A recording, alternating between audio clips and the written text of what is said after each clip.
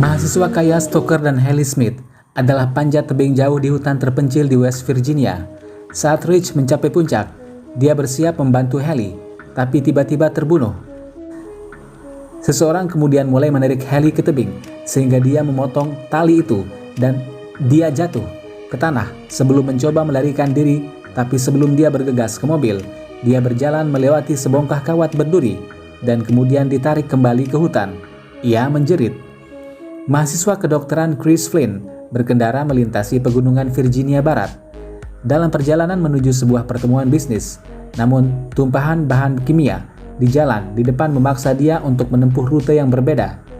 Setelah terganggu sejenak, ia bertabrakan dengan mobil lain yang berhenti di tengah jalan sejak bannya tertusuk oleh kawat berduri. Mobil itu milik sekelompok mahasiswa dalam perjalanan berkemah. Evan dan Francis tetap mengawasi mobil saat yang lain mencari bantuan. Segera setelah itu, keduanya dibunuh oleh penyerang yang tidak dikenal saat mereka menyelidiki hutan tersebut. Sementara itu, yang lain menemukan kabin yang terisolasi dan masuk ke dalam untuk menggunakan telepon. Setelah melihat-lihat sebentar, mereka ngeri mencari bagian tubuh manusia. Mereka dengan cepat berusaha melarikan diri, tapi malah terpaksa bersembunyi di dalam. Saat mereka melihat keluarga tersebut kembali ke rumah, 3 orang gunung kanibalistik yang cacat memasuki kabin, membawa mayat Francis. Keempat orang itu diam-diam menyaksikan dengan ngeri saat tubuhnya berantakan dan kemudian dimakan.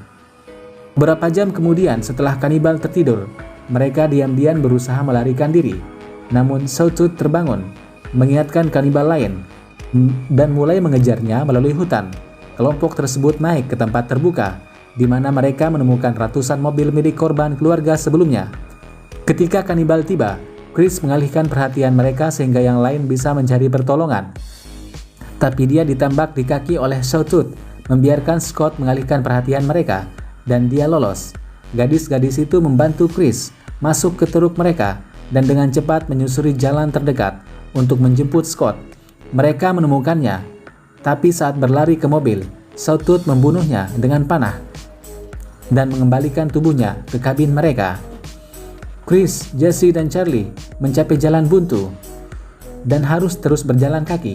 Mereka tersandung sebuah menara pengawas tua dan menemukan sebuah radio di dalam yang mereka gunakan untuk meminta pertolongan, tapi tidak mendapat tanggapan. Kemudian mereka melihat kanibal yang dilengkapi obor mencari di kaki menara pengawas. Radio mulai menanggapi panggilan mereka, memperingatkan kanibal. Karena tidak dapat masuk, para kanibal membakar menara untuk mencoba dan membakar kelompok itu tetap hidup. Namun mereka berhasil melarikan diri dengan melompat keluar dari jendela ke pohon terdekat. Saat mereka bersembunyi, 3 jari menangkap Charlie dan memenggalnya. Chris dan Jesse berhasil memasang jebakan untuk melempar 3 jari dari pohon dan melarikan diri. Setelah melarikan diri, Chris dan Jesse bersembunyi di gua dekat air terjun sampai keesokan paginya.